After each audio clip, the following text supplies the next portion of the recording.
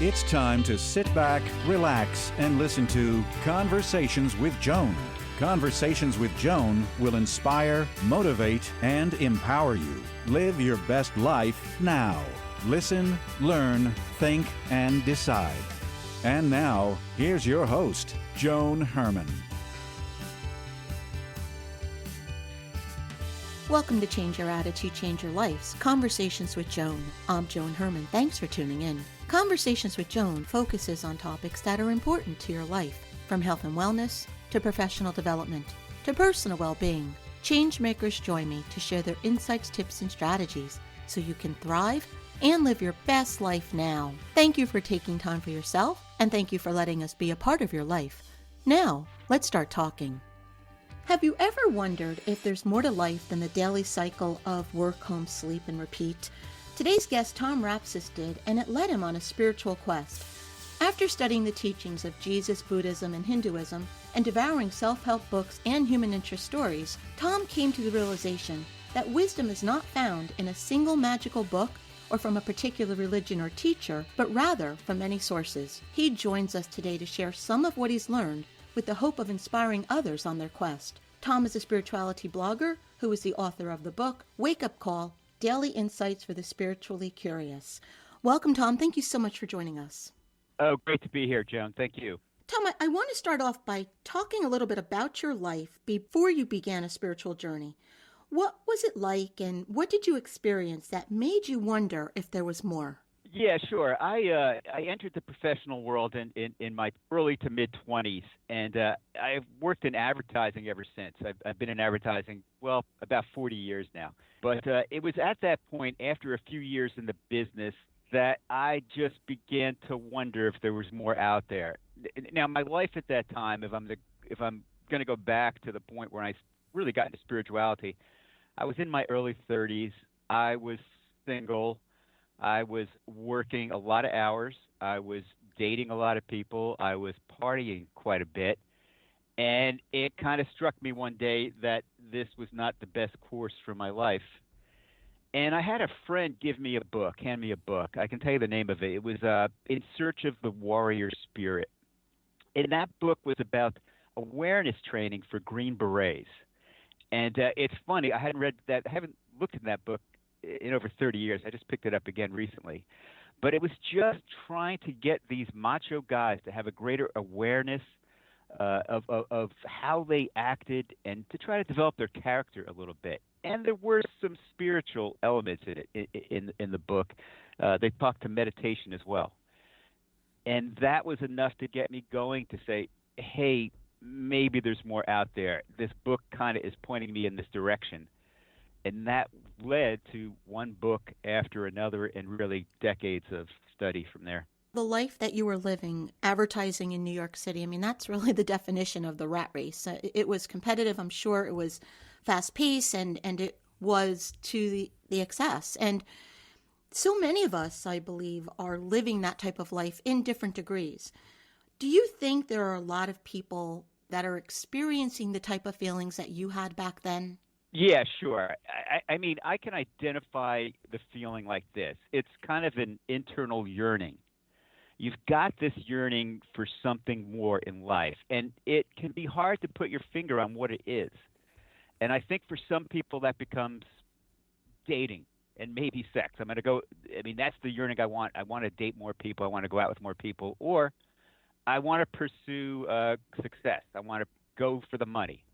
Or maybe I want fame. I want to increase my social network viability, and I want more followers.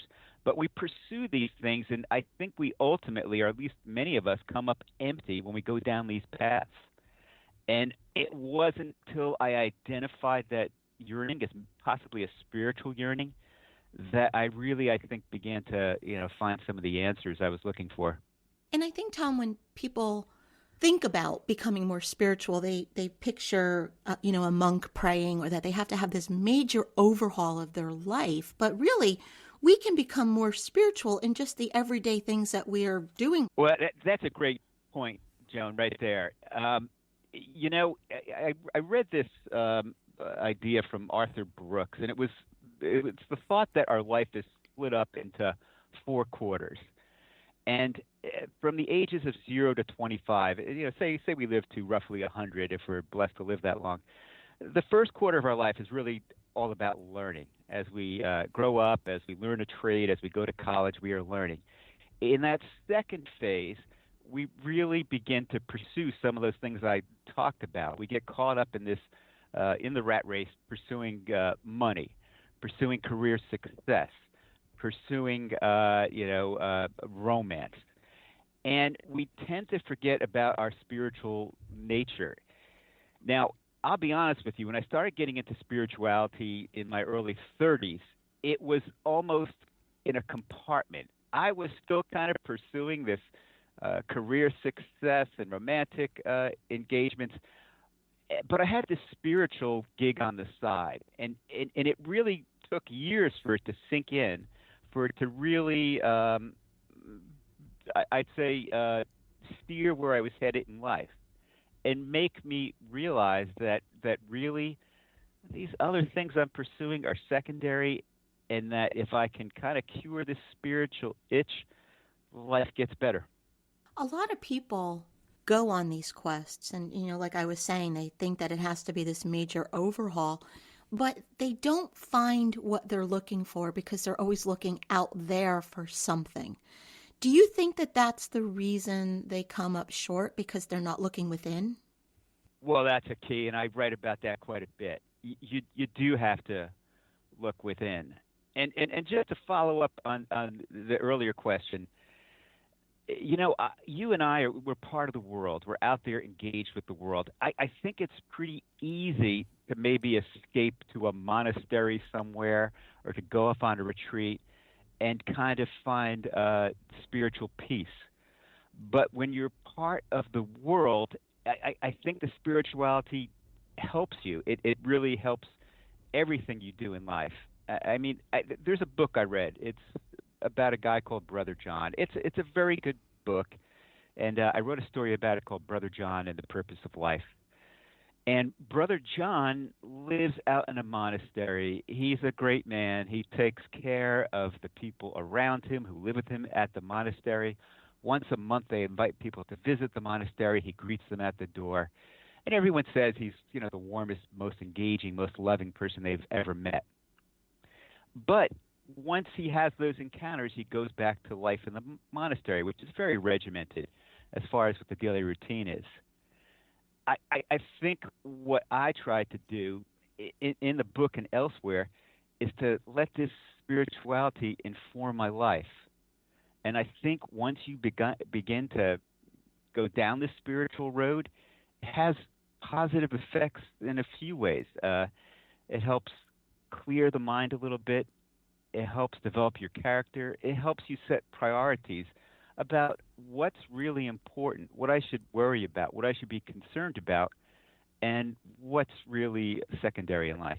You were raised Catholic, and so was I. And for me, for a pretty great part of my life, it was like I had spirituality was something out there, like an arm's length away. And for me, it was like about religion. It was the rules. And, if you've ever been to a Catholic Mass, it's like you stand, you sit, you kneel, you repeat. And I wasn't feeling it.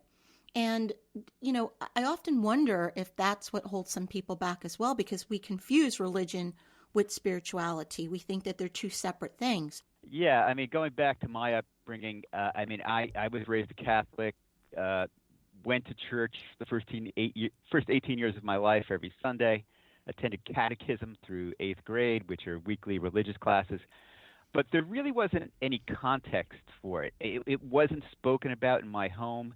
You kind of went and spent your hour on Sunday in religious classes, maybe an hour on Wednesdays. But outside of that, it really didn't have much bearing. Mm-hmm. And I think what happens in the case of religion is too many people kind of outsource their spirituality to the church. They believe that if they go to church on Sunday, it absolves them of all sins and makes them a better person. But I think with time, I kind of came to the realization that church is sort of a middleman between us and our spiritual nature. that we don't have to look outside ourselves at the church for guidance. We can actually find this same guidance within ourselves. Mm-hmm. And to do that, we have to, I mean, we can't just say, I'm spiritual and then go about our daily life. We really have to develop what I call a spiritual practice. So we have to pay attention to what's going on inside. And there's a few different paths to take with that spirituality. Certainly, church is one of them. And for a lot of people, church does work. So if that does help your spiritual nature, great.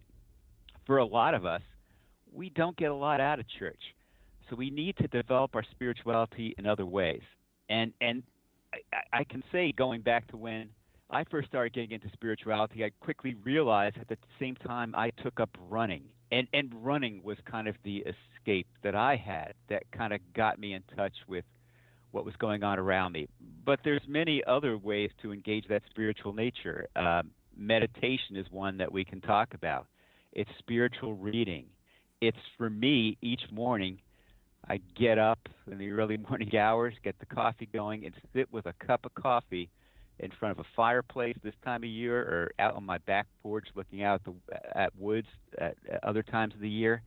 But we just need to spend that time alone in contemplation, in quietude, where we're really looking within ourselves and really trying to get past the ego, the chattering mind, to what really matters.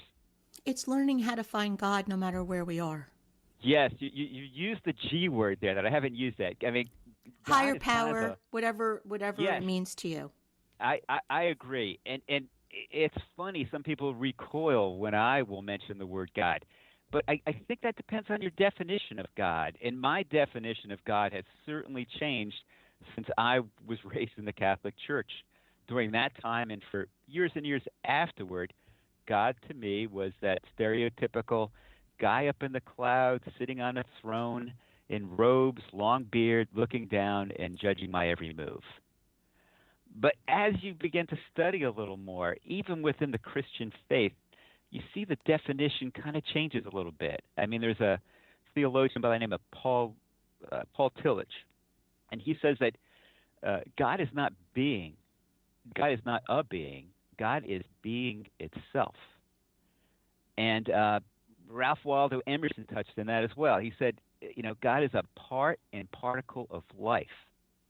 God is everywhere. There's even a biblical passage that says, pick up a stone and you will find me there. So I think God really is life, and God permeates our life. And I think when we have these moments when we can quiet ourselves, and I talked about my morning cup of coffee in front of the fireplace, we realize that I think that God, or this divine force we can call it, is everywhere. Tom, from this journey and from your column, would you share with us maybe one or two of the biggest lessons that you've learned that have impacted your life? Sure. I'll talk first in a general nature and then specifically. In a general nature, I've written many stories about Thomas More. Thomas More is the author of Care of the Soul. That was the first big book he put out. He's since put out maybe 10 other books about various aspects of the soul in life. He's done the soul in work, the soul in sex, the soul in religion. But I think he raised this important idea that we have, all of us have within us, a soul. And he explains it in great and beautiful detail over many books. And this soul has nothing to do with what the ego or what the world wants from us. The soul is who we are at our core. I think of the soul, if I'm looking at a house, our ego or our thinking brain is maybe the house. Our spirit is up in the attic. The soul is in the basement. It's the foundation of the house. It's who we are at our core. And we really have to listen to the soul. If you want a satisfying, contented life, you've got to get in touch with that side of yourself, this deeper inner part of yourself and what it wants. And what it wants may not be what society wants from you, what your parents want from you, but it's what you are here for, what you really should pursue in this life. So it's hard to pick one Thomas More story. I've written about several of his books, and I think any of them are fantastic in exploring the soul and the role it plays in your life. If I had to go to one specific story, and Joan, I thought you might ask this question. The funny thing is, when I put out this new book, I had over 500 columns to pick from. I had to cut down to what turned out to be 112. So it was a rough cut to get to that number. So they're all sort of my babies. I love them all. They all, I think, have a valuable message to offer. If I had to pick one, there's an author by the name of Michael Singer. I've written about him a couple times. He had a book out called The Untethered Soul. And what he talks about there is really dealing with and quieting the ego. And the title of that story was How to Shush the Critical Voice in Your Head. And that critical voice, he refers to as the roommate. And a lot of us have allowed sort of this roommate to move into our headspace. And this roommate kind of directs us in life, tells us to do this, do that, and very frequently questions the choices we make, the things we do. And I think one of the most important things we can do in life is get this voice under control. I mean, if we live just listening to that voice, we can literally just drive ourselves crazy. But when we learn how to quiet that voice, and it can take some time, and we can talk about meditation and how that might help. When we can quiet that voice, we can get in touch with our innermost selves. We can get in touch with the soul. And I do think that the soul is directly linked to the divine, to God. I mean, Richard Rohr has a quote that says, he says, I found that when I really look to my deepest part of myself, I also find God there. So I do think there's a connection. And just as a side note for our listeners, Thomas More has been a guest on this show a number of times, and so you can listen to those conversations. They're available through our podcast archives. The book is Wake Up Call, Daily Insights for the Spiritually Curious. Tom, where can our listeners go to learn more about you and your work? You can learn about me at my newly revised website, tomrapsas.com. That'll tell you a little more about the book and my thinking behind the book. Besides that, I've been a longtime writer for Pathos. I write the Wake Up Call column. So if you type in Wake Up Call plus Pathos or Wake Up Call plus my name, Tom Rapsas, it'll come up, and you can see really basically, if you dig deep enough, every story I've written. There's actually over 500 stories posted there, and I do a new story every week. Every Wednesday or Thursday, there's a new story that comes out. Tom, if you could kind of sum up the body of your work and give our listeners a takeaway, what would it be? Yeah, sure. I mean, as you know, I grew up on the Jersey Shore. I spent summers there and then lived there for many years. And if you've been at the Jersey Shore, I think really any beach for any length of time, late in the day you may see these guys with metal detectors. Usually old guys with floppy hats, and they have a metal detector on the beach, and they're looking for coins or rings or watches. And I consider myself kind of one of those guys, except with my detector, I'm not finding coins. I'm finding little bits of wisdom. And when I find these coins or rings, I don't pick them up and slip them in my pocket. I sort of hold them out and say, hey, look at this. I think this is interesting. And my attempt then is to, in each story I write, to just show this little bit of wisdom that I found, share it with others, and hopefully they can find a little bit of meaning in it. And granted, no one's going to find meaning in every story, but I think a lot of my stories do connect with my readers. Tom, thank you so much for spending this time with us. Hey, it was great talking to you, Joan. I really enjoyed it. Thank you. Thank you for joining us. I hope you found the show informative. At Change Your Attitude, Change Your Life, we believe that knowledge is power. Take what you've learned, apply it, and live your best life now. Remember that the information provided is the opinion of our guest and should never replace the advice of a professional who knows your personal situation. If you'd like more information, visit our website, CYACYL.com.